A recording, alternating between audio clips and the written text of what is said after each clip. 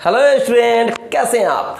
तो आज एक नया टॉपिक 6 क्लास का ही है, मैथमेटिक्स का। आपके सामने यहाँ पे बोर्ड पे मैंने पहले से ही लिख दिया है, पूर्ण संख्याओं के गुण, प्रॉपर्टीज ऑफ होल नंबर्स।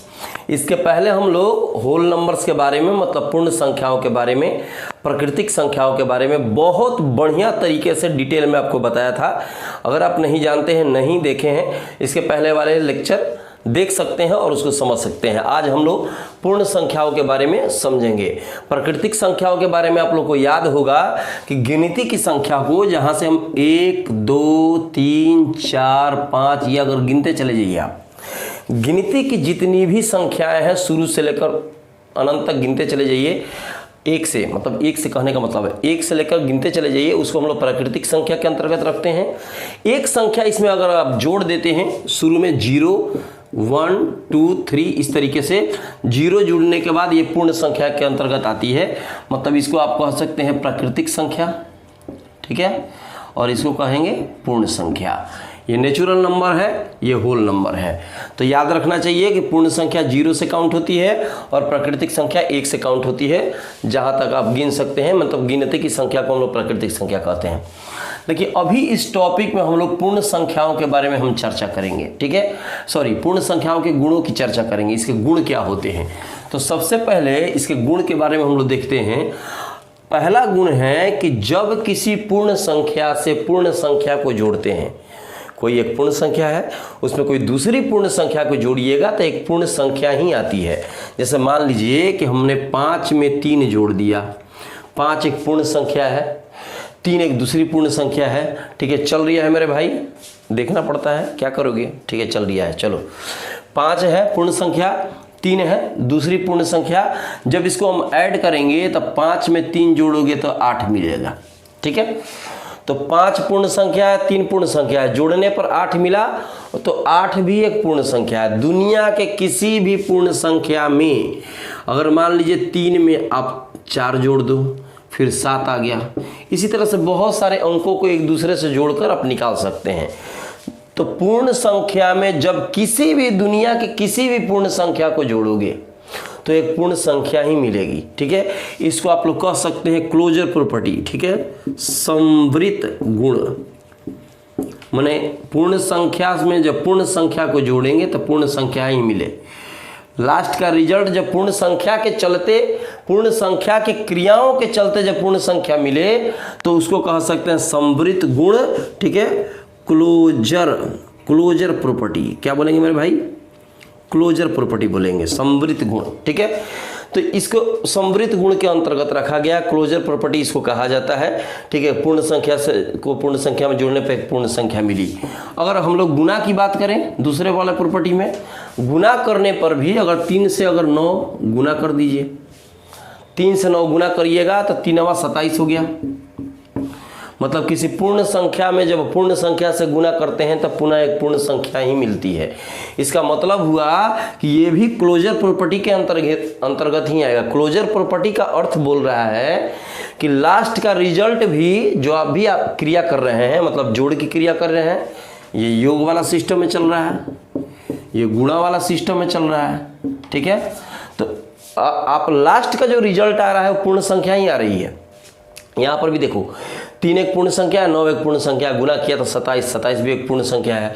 5 में 7 से गुना कर दो 35, ठीक है, यह भी एक पूर्ण संख्या है। दुनिया के किसी भी पूर्ण संख्या से दूसरी पूर्ण संख्या में हम गुना करेंगे, ठीक है, तो पूर्ण संख्या ही मिलेगी। 4 से जब आप 0 में गुना करते हैं तो 0 में जब दुनिया की किसी संख्या से जब गुना करते हो तो 0 ही मिलता है।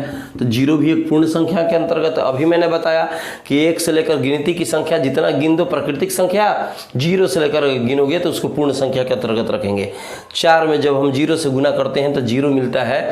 इसका मतलब हुआ कि ये भी एक पूर्ण संख्या आपको मिल रही है। जोड़ वाले सिस्टम में भी पूर्ण संख्या को जोड़ा तो पूर्ण संख्या मिला, गुणा वाले सिस्टम में भी पूर्ण संख्या से पूर्ण संख्या में गुणा किया तो पूर्ण संख्या ही मिला। तो ये भी आपको क्लोजर प्रॉपर्टी के अंतर्गत है, संवृत गुण के अंतर्गत है, और ये भी क्लोजर प्रॉपर्टी के अंतर्गत है, ठीक है। तीसरा में आते हैं घटाव में, ठीक है। जब घटाव के अंतर्गत आते हैं थर्ड नंबर में, इसमें हम लोग घटा के देखते हैं कि जब पूर्ण संख्या को पूर्ण संख्या से घटाते हैं तो क्या हम लोग को एक पूर्ण संख्या मिलती है या नहीं मिलती है। 4 में से आप 3 घटाइए, 4 में से जब तुम 3 घटाएगा तो 1 आएगा। यहाँ तो सही दिख रहा है मेरे भाई कि 4 में से जब 3 घटाए हैं तो 1 मिला, पूर्ण संख्या में से पूर्ण संख्या घटाया तो पूर्ण संख्या मिला। 5 में से अगर 2 घटा दिया 3 आया, पूर्ण संख्या में से पूर्ण संख्या घटाया तो एक पूर्ण संख्या मिला। लेकिन अगर हम 3 में से 7 घटा दें, छोटा में से जब आप बड़ा घटाइएगा तो यहाँ जो संख्या आएगी वो माइनस में आएगी। बड़ा में से छोटा घटाते हैं तो प्लस में आता है वैल्यू, छोटा में से बड़ा घटाएंगे तो माइनस में रिजल्ट आता है, ठीक है, जो कि पूर्ण संख्या एक नहीं है। बात समझ रहे हैं? बड़ा में से छोटा घटाया तो पूर्ण संख्या मिल गया तुमको, लेकिन यहाँ जाकर ये नियम फेल कर जा रहा है जो कि क्लोजर प्रॉपर्टी के अंतर्गत नहीं है, ठीक है। तो इसका मतलब हुआ घटाव की जो विधि है इसमें पूर्ण संख्या में से पूर्ण संख्या को जब हम घटाएंगे तो ये पूर्ण संख्या के अंतर्गत नहीं आएगा, तो ये संवृत गुण के अंतर्गत ये नहीं आता है। भाग वाला मेथड देख लें, 4 नंबर में भाग इसमें आएगा, इधर दिखाई देगा मेरे भाई, लास्ट तक थोड़ा सा कटेगा हल्का फुल्का, यहाँ तक तो बना ही सकते हैं, ठीक है, यहाँ इधर जाके कटेगा लेकिन यहाँ बना सकते हैं। तो यहाँ 4 में से अगर 2 को डिवाइड करो, 2 से डिवाइड करो 4 को 2 से भाग दो तो 2 बार में कटेगा ना, 2 आ गया। अगर 12 में 2 से डिवाइड करेंगे 6 आ जाएगा। लेकिन अगर 10 में हम 20 से डिवाइड करेंगे तो ये फ्रैक्शन में आ जाएगा। फ्रैक्शन का मतलब हो गया भिन्न के रूप में आ जाएगा, 1/2। 1/2 तुमको यहाँ मिल रहा है मेरे भाई, ठीक है। इसका मतलब हुआ कि ये जो वैल्यू आपको मिल रहा है, ये मान आपको जो दिखाई दे रहा है यहाँ पे 1/2, ये आपका पूर्ण संख्या नहीं है। इसका मतलब हुआ कि घटाव की विधि और भाग की विधि, ये दोनों जो विधियां हैं ये क्लोजर प्रॉपर्टी के अंतर्गत नहीं आती हैं। याद रखिएगा, जोड़ की विधि, पूर्ण संख्याओं में जोड़ की विधि, पूर्ण संख्या में गुणा की विधि को हम लोग कहते हैं क्लोजर प्रॉपर्टी के अंतर्गत है। कोई पूछेगा क्यों, तो सीधा सीधे जवाब दे सकते हैं कि जब पूर्ण संख्या में पूर्ण संख्या को जोड़ते हैं तो पूर्ण संख्या मिलती है, और पूर्ण संख्या से पूर्ण संख्या गुणा करते हैं तो पूर्ण संख्या ही मिलती है। इसका मतलब हुआ ये समृद्ध गुण के अंतर्गत है। लेकिन घटाव में, ठीक है, यह नियम जाकर फेल कर जाता है, और भाग वाला में भी ये नियम जाकर फेल कर जाता है। इसके चलते ये समृद्ध गुण के अंतर्गत नहीं आता है, ठीक है। इसको जल्दी से स्क्रीनशॉट ले लीजिए, और पेज नंबर मैंने लिखा है 33, और उसमें कौन सा लेक्चर है 2.4 आपके एनसीईआरटी में दिया गया है, उसको बढ़िया से देख लीजिएगा और बढ़िया से आप समझकर उसका फेयर कर सकते हैं। चलते हैं थोड़ा सा नेक्स्ट लेक्चर की तरफ, इसका जल्दी से स्क्रीनशॉट लीजिए। अब एक टॉपिक देखते हैं, शून्य द्वारा विभाजन। शून्य द्वारा विभाजन, ध्यान से देखिएगा मेरे भाई, शून्य द्वारा विभाजन ये क्या चीज होता है? शून्य द्वारा विभाजन पेज नंबर 35 में है, 35 एनसीईआरटी, ठीक है। जैसे जैसे मैं बता रहा हूँ, जितने छोटे छोटे उसमें लेक्चर दिए गए हैं, जितने छोटे छोटे चीज़ें दी गई हैं, जितने छोटे छोटे चीज़ बनाया गया है, कोशिश करता हूँ मैं हर चीज़ को आपको बढ़िया समझा दूँ कि अगर आप पढ़ाते हैं तो आपको कोई दिक्कत ना हो, पढ़ते हैं तो बहुत ज़्यादा ज़रूरी है। 6th क्लास से 12th क्लास तक हर वो टॉपिक जानकारी ज़रूरी है आपके कंपटीशन के लिए, ठीक है। आप चाहे इतिहास पढ़िए, भूगोल पढ़िए, मैथ पढ़िए, मैंने जो कुछ भी है सब पढ़ना बहुत ज़रूरी है, ठीक है। शून्य द्वारा विभाजन, हम लोग शून्य द्वारा विभाजन के बारे में पढ़ेंगे। देखो, किसी चीज़ का विभाजन का अर्थ होता है, ठीक है, अगर एक किसी संख्या से किसी संख्या में आप भाग देते हैं, इसका मतलब उस संख्या को बार बार उसमें से घटाया जा रहा है। जैसे मान लीजिए आपको दिया गया है यहाँ पे 10/2, तब भाग देकर तो निकाल ही सकते हैं आप, 10/2 भाग देकर निकाल सकते हैं कि 5 आ जाएगा। लेकिन इसका सही अर्थ क्या होता है? सही अर्थ होता है कि 2 को आप बार बार 10 में से घटा रहे हैं। जैसे मैं बता रहा हूँ, समझिए, 10 में से 2 घटाइए, पहले क्या आएगा मेरे भाई? 8। ये पहला काम आप किए, नंबर 1 आपने काम किया। फिर 2, जब तक 0 नहीं आए तब तक घटाते जाओ, ठीक है। अब फिर इसमें से 2 घटाओ, क्योंकि 2 से ही भाग दे रहे हैं तो बार बार 2 घटेगा। 2 घटाया, ये वाला पहला वर्क हुआ, ये दूसरा वर्क हुआ, ठीक है। कितना आएगा? 6 आएगा। माइनस कर रहे हैं आप, ठीक है।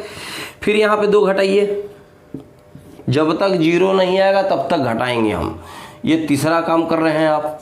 पहला काम 2 घटाया, फिर दूसरा काम, फिर 2 घटाया, फिर तीसरा, क्यों घटा रहे हैं, कहाँ तक घटाएंगे, जब तक जीरो नहीं आएगा तब तक घटाएंगे, तो आपको पता चलेगा कि उसका रिजल्ट क्या हो रहा है। अभी मैंने बताया कि किसी एक संख्या से किसी दूसरी संख्या में भाग देने का अर्थ होता है उसमें से वो संख्या बार बार घटाई जा रही है।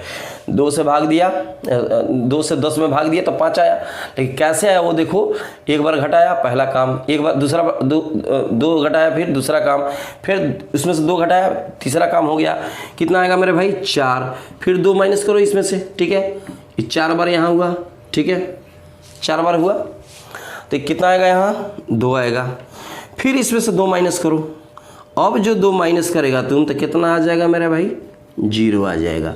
इसका मतलब हुआ कि आपको 10 से 0 तक पहुंचने में कितना बार काम करना पड़ा, 5 बार।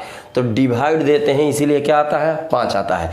किसी संख्या को ले सकते हैं इस तरह से बनाने के लिए, ठीक है, मान लीजिए कि 8 भागा 2, इसका मतलब हुआ कि जब तक हम भाग देंगे, कुछ भी ले सकते हैं, जरूरी नहीं कि 8 ही लीजिए, ठीक है, यहाँ पे कुछ भी ले सकते हैं, चलो 12 लिख देते हैं। 12 में 2 से भाग देने का मतलब हुआ कि 12 में से 2 बार बार घटाएंगे, और कब तक घटाएंगे, जब तक 0 नहीं आ जाता। घटा के देखो, 12 में से 2 माइनस करो, पहला वर्क हुआ, ठीक है, 10 आया, फिर 2 घटाओ, दूसरा वर्क हुआ, ठीक है, फिर 8 आया, फिर 2 माइनस करो, तीसरा वर्क हुआ 6 आया, फिर 2 माइनस करो, घटाते जाएंगे जब तक 0 नहीं है, 4 आया, चौथा वर्क हुआ, ठीक है, फिर घटाइए 2, यहाँ कितना आया 2 आया, पांचवा वर्क हुआ, फिर 2 माइनस करो, ठीक है, 0 आ गया, छठा वर्क हुआ। तो इसका रिजल्ट क्या आ गया भाई कि 2 में से 12 में से 2 से भाग देंगे तो कितना आएगा 6 आएगा, ठीक है। अब कहिएगा सर ये समझने की ज़रूरत क्या है, इसका क्या ज़रूरत है समझने का। हमने कहा कि शून्य द्वारा विभाजन हम कर रहे हैं, अभी हमने शून्य का विभाजन नहीं दिखाया है आपको, अभी हमने सिर्फ दिखाया है कि विभाजन का अर्थ होता है कि उस संख्या में से किसी चीज़ को बार बार घटाना। तो जब किसी चीज़ में हम शून्य से भाग देंगे तो उसका आंसर क्या आएगा, शून्य में तो किसी चीज़ से भाग देते हैं तो शून्य आ जाता है, लेकिन जब शून्य से भाग देंगे तब क्या होगा, इसका अब एग्जाम्पल समझिए। जैसे हमने क्या कहा था अभी, जिस संख्या से भाग देंगे वो संख्या बार बार घटाना है जब तक 0 नहीं आ जाए। 2 से अगर भाग दिया, 3 से भाग देते तो बार बार 3 घटाते, 4 से भाग देते बार बार 4 घटाते, 5 से भाग देते बार बार 5 घटाते, ठीक है, जब तक 0 नहीं आता। 0 से भाग देकर देखते हैं, ठीक है, मान लीजिए कि हम यहाँ पे 10 लिख देते हैं जो यहाँ पे लिखा हुआ है और भागा 0, इसका मतलब हुआ कि 10 में हम 0 से भाग देंगे। चलो घटाते हैं, 2 से भाग दिए थे तो 2 घटा रहे थे, 0 से भाग देंगे 0 घटाएंगे, 10 में से 0 घटाओ 10 ही आएगा मेरे भाई, ठीक है, ये पहला वर्क हुआ, फिर 0 घटाओ फिर 10 ही आएगा मेरे भाई, दूसरा वर्क हुआ, फिर 0 घटाओ फिर 10 ही आएगा, ये तो 10 ही आ रहा है, बार बार घट तो रहा नहीं कुछ, तो ये चलता चला जाएगा, ये समझो कि ये मतलब कभी ख़त्म ही नहीं होगा, अनंत तक चला जाएगा, ठीक है। तो याद रखिएगा, जब भी 0 से किसी भी अंक में आप भाग दीजिए, कोई अंक रख सकते हैं, यहाँ पे 12 रख सकते हैं, 18 रख सकते हैं, 16 रख सकते हैं, जब आप 0 उसमें से माइनस करिएगा तो चलेगा, वो तो कभी ख़त्म ही नहीं होगा। इसको कहा जाता है कि ये अनंत आता है, क्या आ गया अनंत, जिसको आप हिंदी में कह सकते हैं अपरिभाषित, अपरिभाषित, अपरिभाषित कह सकते हैं आप, ठीक है। इन्फिनिटिव कहा जाता है अनंत, ये अनंत, अनंत का साइन है, इस तरीके से अगर दे दिया जाता है ऐसा 8 की तरह है, सोया हुआ 8, ठीक है, तो उसको कहा जाता है अनंत, तो इसीलिए इसकी वैल्यू हो जाती है अनंत। अब कोई आपसे पूछे कि 0 से किसी चीज़ में भाग देते हैं तो वो अनंत क्यों आता है, तो इसका रिजल्ट यही है कि जब उस संख्या को बार बार किसी अंक में से घटाएंगे तो होगा क्या कि वो ख़त्म ही नहीं होगा, जब ख़त्म ही नहीं होगा 0 आएगा ही नहीं, इसका मतलब हुआ अपरिभाषित है, क्या आएगा उसकी वैल्यू अनंत आएगी। तो किसी भी चीज़ से अगर भाग देते हैं 12/0 लिखा हो, इसका मतलब 0 से भाग दे रहे हैं तो वो अनंत आ जाएगा। 16/0 लिखा हो वो अनंत आ जाएगा। दुनिया के किसी भी अंक से तुम 0 से भाग दोगे, दुनिया के किसी भी अंक में जब तुम 0 से भाग देगा तो उसकी वैल्यू क्या आ जाएगी अनंत आ जाएगी। कोई पूछेगा क्यों, तो इस तरीके से बता दीजिएगा कि अब घटाते जाइए घटाते जाइए घटाते चलिएगा, बुढ़ा जाएगा, बुढ़ा के हो जाएगा तुम्हारा, लेकिन कुछ उसमें तुमको मिलेगा नहीं, समझ रहे ना। इसका मतलब हुआ कि वो संख्या बार बार आती ही रह जाएगी, 0 कहीं मिलेगा नहीं, क्योंकि हर संख्या से भाग दे रहे हैं तो लास्ट में तो 0 मिल रहा है, हर संख्या से भाग दे रहा है, लास्ट में जीरो मिल रहा है, इसमें कहीं जीरो मेरे भाई नहीं आएगा।